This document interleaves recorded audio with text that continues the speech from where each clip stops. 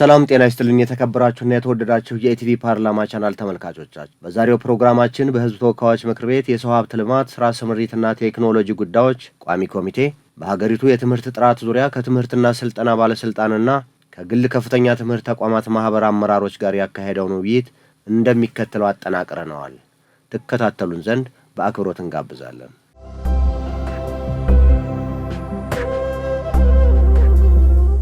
በትምህርትና ስልጠና ባለስልጣንና በግል ከፍተኛ ትምህርት ተቋማት ማህበር መካከል የተካሄደው ይህ የጋራ ውይይት በሁለቱ አካላት መካከል ያለውን ግንኙነት ለማጠናከርና ችግሮችን በግልጽነት ለመፍታት ያለመ ነው። የቋሚ ኮሚቴው ሰብሳቢ የተከበሩ ዶክተር ነገሪ ሌንጮ የውይይቱን ጠቀሜታ ገልጸው የትምህርት ጥራትን ማረጋገጥ የጋራ ጉዳይ በመሆኑ ትኩረት እንዲሰጠው አሳስበዋል። ይሄ ፊልድ ገንዘብ ዝም ብሎ የሚሰበሰብበት ባለሀብት የሚሆኑበት ሳይሆን ኃላፊነት ተጠያቂነትንም ያለበት ኢንቨስትመንት ነው። ያንን ያወቀና ራሱን ያዘጋጀ አቅም ያለው ይቀጥላል። ለዛ ያልተዘጋጁ ደግሞ ግዴታ ሌላ ስራ ሰርቶ ቢዝነስ ሰርቶ መኖር ይችላሉ። አላማው ቢዝነስ መስራት ብቻ አይደለም፣ ትውልድን መቅረጽም ስለሆነ ያንን መሸከም የሚችሉ ተቋማት ነው የምንፈልገው ማለት ነው። እነዚህ ተቋማት ከበዙልን ደግሞ እንዳውም ጥራቱን ራሳቸው ያስጠብቃሉ። ዛሬ የጥራት ጠበቃ የሆነው አሁን መንግስት ተቋም ነው። በቀጣይ ግን እነሱ ራሳቸው ትርፋማ ከሆኑ አቅማቸው ከተገነባ በመሰረተ ልማት ከዳበሩ የነሱ የሚጫወቱበት ካርድ ጥራት ብቻ ሊሆን ነው ማለት ነው። የሚወዳደሩበት ጥራት ብቻ ሊሆን ነው ማለት ነው። ስለዚህ ምን አይነት ተቋም ነው የምንገነባው ነው የኛ ጥያቄ። የምንፈልገው ያ ተቋም እንዲወጣ መንግስት ብቻ አይደለም የጥራት ጠበቃ አሁን በተቻለ መጠን የተዘረጋውን አሰራር ምናልባት እውነትም እኛን የሚያሳምን ከአቅማቸው በላይ የሆነ ነገር ካለ በቃ አዳምጠናቸው ከሚኒስቴር መስሪያ ቤቱ የሚመለከታቸው አካላት ጋርም በመነጋገር መፍትሄ እንዲያገኝ ማድረግ ነው። መንግስት ፎርዛት ማተር እናንተ እንድታውቁ የምፈልገው መንግስት ተቋማትን መዝጋት አይፈልግም። ያውም ደግሞ የግል ተቋማትን መንግስት እንዲስፋፉ የግሉ ዘርፍ እንዲያብብ እንጂ የስራ ዕድል እንዲፈጥር እንጂ እንዲዘጋ አይፈልግም። ምክንያቱም ይህን ወጣት የት ሊያደርግ ነው? ነገር ግን ስራ የማይሰራ ስራም የማይፈጥር ወጣቶችን የሚያመርት ተቋም ደግሞ አይፈልግም። በጥራት ከሆነ ማለት ነው። ስራ የማይፈጥርም ስራ ለመስራትም ዝግጁ ያልሆነ ነገር ግን ሰርቲፊኬት ተሸክሞ የሚሄድ ዜጋም ለሁሉም ኢዳ ስለሆነ ለቤተሰብም ሸክም ነው፣ ለሀገርም ሸክም ነው። ያ ነው እኮ የጋራ ነው ማለት ጉዳዩ። ተቋማት የግል ተቋማት ስለሆኑ ብቻ አይደለም። የስራ ዕድል ፈጥሮ የትምህርት ዕድል ሰጥቶ ለሀገር ልማት ኮንትሪቢዩት የሚያደርጉ ሆነ መከበር አለባቸው፣ መደመጥ አለባቸው። የትምህርት ጥራት ጉዳይ ግን የጋራ ጉዳያችን እንደሆነ እናንተም አይ ቲንክ ይህንን አጀንዳ ማድረግ ያስፈልጋል። በውይይቱ ወቅት የግል ከፍተኛ ትምህርት ተቋማት ማህበር ፕሬዝዳንት ዶክተር ሞላ ጸጋይ ተቋማቱ እያጋጠሟቸው ያሉትን የአሰራርና የመመሪያ ጫናዎች በዝርዝር አንስተው በተለይም ፍትሃዊ ካልሆኑ የዳግም ምዝገባ መመዘኛዎች ጋር ተያይዞ ያሉ ቅሬታዎችን ለባለስልጣኑ አቅርበዋል። ስለ ፖሊሲ ጥያቄ ለውጥ የምናነሳው ነገር የለንም። እዛ ዙሪያ ላይ እያወራን አይደለንም። እንደዛ አይነት ጥያቄ የለንም። የፖሊሲ ጉዳይ አይደለም። ፖሊሲውን ለማስፈጸም የሚወጡ መመሪያዎች አሉ። ከሞላ ጎደል መመሪያዎችም ኦኬ ሪቪዥን ግን ይፈልጋሉ ብለን እናምናለን። ከሁሉ በላይ መመሪያዎችን ለማስፈጸም ስታንዳርድ ሆነው የወጡት ጉዳዮች ላይ ግን መከለስ አለባቸው የሚለውን ጥያቄ ይሄንን እንዴት ትክክል እንደሆነ ለማስረዳት እንሞክራለን። በተለይ ከዳግም ምዝገባ ጋር ለማስፈጸም ወጥቶ የነበሩ ስታንዳርዶች ግን በጣም ብዙ መጫጫ የነበረበትን ውይይት ያስፈልጋቸዋል። በጋራ ቁጭ ብለን ኮሚቴ አቋቁመን ወይም በጋራ ቦርዱን ከእናንተ ጋር አንድ በአንድ አሁንም እያያቸው ብሄድና አሰሪ ሆነው ተቀብለናቸው የጋራ አድርገን ብንሄድ ደስታው አንችለውም። ለምሳሌ ያክል አንደኛው ነጥብ ከወሰን ከዚህ ከህንፃ መማሪያ ክፍሎችና መሰል ጉዳዮች ላይ እንደ ፈተና ሆኖ እንዴት እንደመጣ አስቸጋሪ እንዴት እንደሆነ ሼር ላድርጋቸው። ከዚህ በፊት ለምሳሌ የባንክ አገልግሎቶች ካየናቸው በመንግስት ተቋማት በዩኒቨርሲቲዎቻችን የመንግስት ዩኒቨርሲቲዎቻችን በዚህ ወቅት ድሮ ባልነበረበት ሁኔታ የተለያዩ ሰርቪሶች ግቢ ውስጥ እንዲሰጡ የሚደረግበት ሁኔታዎችና ባንኮች የሚገቡበት ሁኔታ እንደተፈጠረ ታውቁታላችሁ። ዘመናዊ ዩኒቨርሲቲ ዘመናዊ ተቋም ምን ሊመስል እንደሚችልም ታውቃላችሁ። ኤክስፒሪያንሱ ያላችሁ ውጭ ሀገርም ታውቁታላችሁ።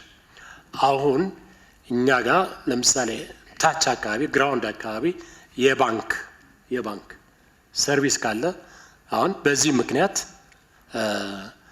ተቋሙ አያሟላም። ባንክ ስላለ በዚህ ምክንያት ዳግም ምዝገባውን አያሟላም። በዚህ ምክንያት ፈቃድ እድሳቱም ማያሟላ ከሆነ ፈቃድ ማግኘት የማይችል ከሆነ ሰው ምን ያክል ፕሮብሌም እንደፈጠረ ትረዳላችሁ ማለት ነው። በዚህ ምክንያት ተቋማት ከሚዘጉ ማየቱ አይሻልም ወይ? ቢካውዝ ኦፍ ባንክ በመኖር ሰራተኛውም ተማሪው ሰርቪስ ያገኛል። ያ ባንክ ያለውን ሌላ አዋኪ ነገር የፈጠረው ነገር ካለ ማወቁም ተገቢ ነው። ሰየው ግን መስፈርት ሆና ስለገባች ብቻ ምንም ነገር መኖር የለበትም የሚል ነገር ስላለው ብታይልን ከህንፃው አንፃር ካየነው ለምሳሌ ማለት ነው።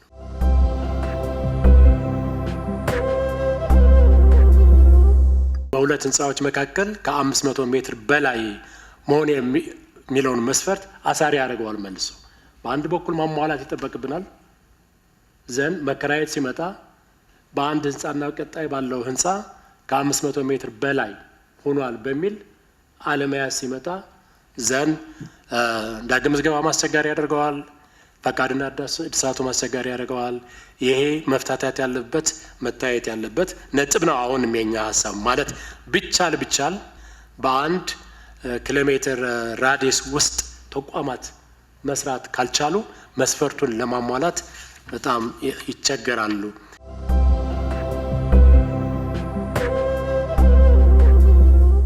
አንዱ ማነቆ የሆነው የመምህራን እሹ ነው። ልክ ነው፣ የመምህራን ጉዳይ ነው። እኔ የመምህራን ስባል እውነት ለማውራት ይመስለኝ በግል በዩኒቨርሲቲ ደረጃ ያሉት እና ዩኒቨርሲቲ ኮሌጅ ያሉትን እኔ እስከማውቃቸው ድረስ የማስተርስ ያለው መምህር ቀጥረው ለአንደር ግራጁዌት ለማስተማር ይቸገራሉ ብዬ አላስብም። ጉዳዩ እሱ አይደለም። የመምህራን እጥረት ሲባል የሶስተኛ ዲግሪ ኑሯቸው ማስተርስ ተማሪዎችን ሊያስተምሩ የሚችሉ መምህራን ማለታችን ነው፣ በፒኤችዲ ደረጃ ያላቸውን። በዚህ ላይ ያለን ሀሳብ ምንድን ነው? ማስተርስ ፕሮግራሙ ላይ የግድ ፒኤችዲ ኑሯቸው ከተባለ እንደ ቦርድም እንቀበለውና ፒኤችዲ ያለው ለአንደር ግራጁዌት እንደገና ጥያቄው ነው መምጣቱ ነው። ለማስተርስ ፕሮግራም ኦልሬዲ ጭንቀት ላይ ያሉ ተቋማት እየተቸገሩ ያሉ ለአንደር ግራጁዌት በተለይ ዳግም ምዝገባው እንደገና እንደ ቅድመ ሁኔታ ሆኖ መምጣቱ ኦነስትሊ ዳግም ምዝገባ ማሳካቱ ላይ በጣም ፈታኝ ነው የሆነው። ስታንዳርዶቹ መታየት አለባቸው። አሰሪ ሳይሆን አሳሪ ሆነዋል የምንልበት ምክንያት አናቂ ሆነዋል። መዝጋት ከሆነ ኢንቴንሽኑ የመንግስት ኢንቴንሽን እንደዛ አይደለም ብዬ ስለማምን ነው። መዝጋት ነው ከተባለ ግን እያንዳንዱ ፕሮግራሞች አንዳንድ ፒኤችዲ እንዲኖረው ይፈልጋል። ስንት ተቋሞች አሉ? ከየት ያመጧቸዋል? ሊኖርም ገበያውም ሊያመጣው አይችልም። 20 ምናምን ዓመት ያገለግሉ ነባር መምህራኖች እንደገና አሉ። እነዚህ ነባር መምህራኖች በድሮ መስፈርት ይዘናቸው ይመጣል። እነዚህ መምህራኖች ልናባራቸው ካልሆነ በስተቀር አሁን እነሱ ማባረር ማለት እንደገና በጀርባ ቤተሰብ አለ፣ ለመንግስትም ጫና ነው። በእኛ እምነት ነባር መምህራን ያንን ማያሟሉ በድሮ መስፈርት የመጡ ከዚህ በኋላ የሚቀጠሩትን በአዲሱ መስፈርት ቢባልም ነባሮች መታየት አለበት የሚለውን ጠየቅናቸው ጥያቄዎች። ሌላው የ2 ዓመት የስራ ልምድ በአንድ በኩል አዲስ መስፈርት አለ። ይህን አዲስ መስፈርት ተቋማት ለማሟላት ይፈልጋሉ። በሌላ ደግሞ ምን ማነቆ አለው? የግድ 2 ዓመትና ከዛ በላይ መስራት አለበት የሚል መስፈርቱ ላይ ተካቷል። ከዛ በላይ መስራት አለበት which means አዲስ መምህር እንግዲህ ሁላችን ሃየር ኤጁኬሽን ስራ የጀመርን ሰዎች ግራጁዌት አሲስታንት 1 ሆነን ነው ስራ የጀመርነው። ለነዚህ መምህራንም ይዘጋል በአንድ ተቀጥሮ የመጀመር ከፍተኛ ትምህርት ተቀጥሮ የመስራት የመጀመር እድል ይዘጋል በአንድ በኩል ማለት ነው። በሌላ በኩል እንደገና መስፈርቱ አዲሱ ነባር መምህራን አይሆንም ሲባል መቅጠር አለባቸው ተቋማት። ሲቀጥሩ እንደገና የ2 ዓመት የስራ ልምድ ስለሌለው አልሆንም ከተባለ እንዴት እየተጨናነቀ እንደሆነ ተቋማት እንዴት እየተጨነቁ እንደሆነ መገመት ይችላላችሁ። አሁን ስታንዳርዶችን ሞዳሊቲ፣ እሳቤ፣ ሜካኒዝም ወዘተ አለ። ሊሚቴሽንስ በአገራችን ይኖረዋል። ካደጉ አገራት ጋር የርቀት ትምህርት በእኩል የሄደ ነው ብዬ መናገር አልፈልግም። ፕሮብሌሞች የሉም በርቀት ትምህርት ብዬ መናገርም አልፈልግም። የርቀት ትምህርት በተለይ ምዘናው፣ ሞጁሉ እና ቱቶሪያሉ ጥብቅ የሆነ ክትትል መደረግ እንዳለበት አይ ስትሮንግሊ ሰፖርት። አሁን የመጣው ስታንዳርድ ላይ ግን ሼር ላድርጋችሁ። አሁን የመጣው ስታንዳርድ ርቀት ትምህርት ሆኖ የመጣው መደበኛው ትምህርት ነው የመጣው። ልክ መደበኛው ያለውን ሪሶርስ ለምሳሌ ቱቶሮችን፣ ቋሚ ቱቶሮችን ነው አሁን የሚጠይቅ። ቋሚ ዲፓርትመንት ኃላፊዎችን ይጠይቃል፣ ላይብረሪ ይጠይቃል፣ ላብ ይጠይቃል። ሁሉም ለመደበኛው የሚጠይቀውን ርቀት ትምህርት ላይ ይጠይቃል። በመሆኑም አሁን ባለበት ነባራዊ ሁኔታ ርቀት ትምህርት የሚባል ነገር አይኖርም በኢትዮጵያ፣ ሊሰጥ አይችልም ማለት ነው። የተማሪ ቁጥር ኢሹ ተወያይተን ስርዓት ልናስይዘው እና ዘንድ ተቋማት በተባሉት ቁጥርና ብቻ መስራት ይጠበቅባቸዋል። ከዛ በኋላ ፕሮፐርሊ ዲፋይን እናድርገው ዋት ኢዝ 50 የሚለውን ምን ሲሆን ነው። ለተነሱት ጥያቄዎች ምላሽ የሰጡት የትምህርትና ስልጠና ባለስልጣን ዋና ዳይሬክተር ዶክተር አህመድ አብተው የትምህርት ጥራትን ለማስጠበቅ ሲባል የተቀመጡ ሕጎች መከበር እንዳለባቸው በዝርዝር አስገንዝበዋል።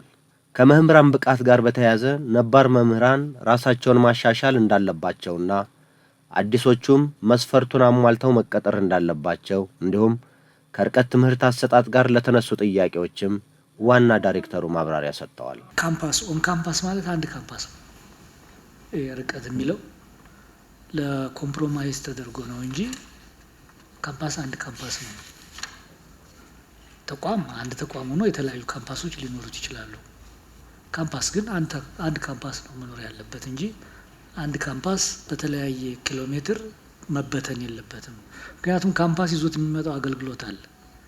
የላቦራቶሪ አገልግሎት አለ፣ የላይብረሪ አገልግሎት አለ፣ ሌሎችም ተማሪዎች በቅርብ ሊያገኟቸው የሚችሉት አገልግሎቶች አሉ። እሱን በአንድ ኪሎ ሜትር እየተመላለሱ ሊያገኙት አይገባም። አልተከለከልም፣ ግን ካምፓስ ይሁኑ ነው። መማሪያ ክፍል ተብሎ ከ500 ኪሎ ሜትር በላይ ተማሪዎች መጓጓዝ የለባቸውም። በክፍለ ከተማ ሳይሆን ከክፍለ ከተማ በራቀም ካምፓስ ማቋቋም ይቻላል። ፋሲሊቲ ሙሉም ፋሲሊቲ ግን እዛ መስጠት አለበት ነው እያልን ያለን። አሁን በአንድ ኪሎ ሜትር ይሁንን የሚለው መማሪያ ክፍሎች ነው። ካምፓሱ እዚህ ነው፣ በአንድ ኪሎ ሜትር ርቀት ሄዶ መማሪያ ክፍል ይኑረው ነው። ይሄ ሊሆን አይገባም። ኦን ካምፓስ አያሰኝም የሚል እና ከተማሪዎቹ አገልግሎት ኤፊሽንሲ ጋር ነው የሚያያዙ። ይሄ መታየት አለበት። እንደ ሱቅ ዝም ልንከፍት አንችልም። እኔ ሃየር ኢንስቲትዩሽን ነው። ሃየር ኢንስቲትዩሽን ከሆነ ደግሞ አትሊስት በካምፓስ ደረጃ ሁሉንም አገልግሎት የያዘ አንድ ኮምፓውንድ ሊኖረው ይገባል። ይሄንን ነው መግፋት ያለብን። እና እንግዲህ አሁን ያሉትን ተቋማት ከመጥፋት ይልቅ እያስታመም በጊዜ ሂደት ወደ ጥሩ ቁመና እናምጣቸው። ጊዜ ገደብ የተሰጣቸውም ለዛ ይሄ ተቋም በተቋም የሚታይ ነው የሚሆነው ማለት ነው። ግን ኢንማይንድ መያዝ ያለብን የትምህርት ጥራት እናረጋግጥ ካል አትሊስት በካምፓስ ደረጃ መበተን የለበትም የሚለው ገዢ ፕሪንሲፕል ሊሆን ይገባዋል። ወደዛ እንዴት እንምጣ? እንዲህ አይነት ችግር ያለባቸውን ጊዜ ገደብ ሰጥተን እንዴት የመሬት ከሆነ ማስፋፊያ እንሰጣለን እኮ። አሁን ለምሳሌ አጠቃላይ ዓለም አቀፍ ትምህርት ቤቶች መሬት እየወሰዱ ያስፋፋሉ እኮ። ያን ሁሉ ግምት እናስገባለን። የሚያስፋፋ ካለ ያስፋፋል። የተከራየ ከሆነ ደግሞ አንድ ሙሉ ካምፓስ ሊያሰኘው የሚችል ህንፃ ፈልጎ መከራየት ግዴታው ነው። የዳግም ምዝገባውን ልናይ የምንችልበት ርቀት ድረስ ልንሄድ እንችላለን። አዲስ ተቋም ግን በምንም ተአምር ኮምፕሮማይዝ አናረግም። ያወጣው ነገር የለም። ካዋጣው ይገባል፣ ካላወጣው ሌላ ቦታ ኢንቨስት ቢያደርግ ነው የሚሻለው የትምህርት ጥራትን ከሚያበላሽ። 50 ተማሪ በአንድ ፕሮግራም 50 ተማሪ የሚባለው አንድ ፕሮግራም አንድ ክፍል ውስጥ ከ50 ተማሪ በላይ መማር የለበትም ነው። ክፍሉ ምንም ይሁን ስፋቱ ምንም ይሁን ምን ስፓን ኦፍ ኮንትሮል ለአንድ መምህር 50 ተማሪ ነው በዲግሪ ደረጃ። እኛ በሄድንበት ነው የምንሄደው። ኢንተርናሽናል ስታንዳርዱ ከ30 የሚበልጥ አይደለም። አንድ ክፍል ውስጥ አንድ መምህር ማኔጅ የሚያደርገው 30 ተማሪ ነው ማክሲመም። እኛ ጋር የኢንፍራስትራክቸር ችግር ስላለ የመምህርም እጥረት ስላለ አንድ ክላስ ከ50 ተማሪ በላይ ሊኖር አይገባም። እንትኑ ራሽናሉ ይሄ ነው። ይሄ ተገቢ አይደለም፣ ተገቢ ነው መከራከር እንችላለን እንጂ ዝም ብሎ የመጣ ቁጥር አይደለም። ሁለተኛ አንድ ፕሮግራም 3-4 ክፍል ሊኖረው ይችላል። ማንም አልከለከለም። ኢንፍራስትራክቸሩ እስከተስተካከለ ድረስ 150 ተማሪ ኢኮኖሚክስ የሚያሰለጥን ዲፓርትመንት ካለው 3 ክላስ መኖር አለበት ማለት ነው። የተማሪ ቁጥር የሚበዛው የኢንፍራስትራክቸሩም በዛ ነው ያህል ማደግ አለበት። ይሄንን ነው ታሳቢ የሚያደርገው። በአጠቃላይ መምህራን ላይ ግን ያው መንግስትም እየሰራ ነው፣ እናንተም መስራት ይጠበቅባቸዋል። ዩኒቨርሲቲዎች ናቸው መምህራንን የማብቃት ግሬዳቸውን የማሻሻልና የመጠቀም እዛ ላይ ስራ መስራት ይጠይቃል፣ በመንግስትም በእናንተም ርብርብ። ምክንያቱም ቁልፍ ነው መምህር። ይሄ ቁልፍ የሆነ መምህር ደግሞ በገበያ ላይ እንደ ልብ አይገኝም። በተለይ ደግሞ እንደተባለው በፒኤችዲ ደረጃ ያለ መምህር እጥረቱ ይታያል። እኛም ምን ማድረግ አለብን የሚለውን ገና እየተወያየ ነው። በመንግስት በግል ላይ ነው ያየነው እጥረቱን። አሁን የመንግስትን ገና እያየን ነው። በሀገር ደረጃ የሚኖረውን እጥረት የመንግስትንና የግሉን ኮንክሉድ ስናደርግ ምን ያህል ጋፕ እንዳለው እናውቃለን። ከዛ ለመንግስት ሪኮመንድ እናደርጋለን ምን መፍትሄ ሊኖረው ይችላል የሚለውን። ለጊዜው ነባር መምህራኖች በዛው ባሉበት ይቀጥሉ ነው ያልነው። የ2 ዓመት ልምድ እሱ ገና መፍትሄ አልፈለግንለትም። ባለፈው ከተነጋገርን በኋላ ምን ልናደርግ እንችላለን እያል ከትምህርት ሚኒስቴርም ጋር እየተነጋገርን ነው። ትምህርት ሚኒስቴር ረዳት አድርጎ ነው የሚያስገባው። ግራጁዌት ያደረጉ ተማሪዎችን ረዳት ኢንስትራክተር አድርጎ ያስገባል። ከዛ ልምድ ሲያገኙ ነው ወይ ወደ ትምህርት ይልካቸዋል ወይ በረዳትነት ይቀጥላሉ። ከዛ ቋሚ ይሆናሉ። የርቀት ትምህርትን በሚመለከት ያው ትምህርት ነው። ሞዳሊቲው ኦንላይንም ሆነ ርቀትም ሆነ ኦን ካምፓስም ሆነ ጥራቱ ኮምፕሮማይዝ መሆን የለበትም ነው። በየትኛው ሞዳሊቲ ጥራት ያለው ትምህርት ማግኘት አለበት ተማሪው። ይሄ ነው ታሳቢ የሚያደርገው። ስለዚህ የርቀት ሞዳሊቲው እንጂ የትምህርት ጥራቱ በርቀት የተማረና ኦን ካምፓስ የተማረ ሰው ልዩነት ሊኖረው አይገባም ነው አሳምሽን ይሄ ነው። ስለዚህ የርቀት ትምህርት በርቀት ላለው ሰው ይጠቅማል እንጂ ኮሌጁን አይደለም የሚጠቅመው። በርቀት ለሚማር እድል ይሰጠዋል። ስራው ላይ ሆኖ በርቀት ባለበት ሆኖ የመማር እድል ይፈጥርለታል። ለኮሌጆቹ ግን የሚቀንስለት ነገር ያለ አይመስለኝም። ምክንያቱም የትምህርት ጥራቱን ማስጠበቅ ስላለባቸው። ዝም ብሎ ወረቀት ሲታደል የኖረው አንዱ በርቀት ትምህርት ነው። እውቀቱ ሳይኖራቸው ሰርቲፊኬት ሲታደል ኖረዋል። ያንን ማስቀጠል የለብንም የሚል አቋም አለን። ውድ ተመልካቾቻችን የሰው ሀብት ልማት ስራ ስምሪትና ቴክኖሎጂ ጉዳዮች ቋሚ ኮሚቴ በሀገሪቱ የትምህርት ጥራት ማስጠበቂያ መመዘኛዎች ዙሪያ ከትምህርትና ስልጠና ባለስልጣንና ከግል ከፍተኛ ትምህርት ተቋማት ማህበር አመራሮች ጋር ያካሄደውን ውይይት አስመልክተን ያዘጋጀነው ፕሮግራም የተከታተላችሁትን ይመስል ነበር። ከቀሪ የኢቲቪ ፓርላማ ቻናል መሰናዶዎች ጋር መልካም ቆይታ እንዲሆንላችሁ ተመኘን። ሰላም።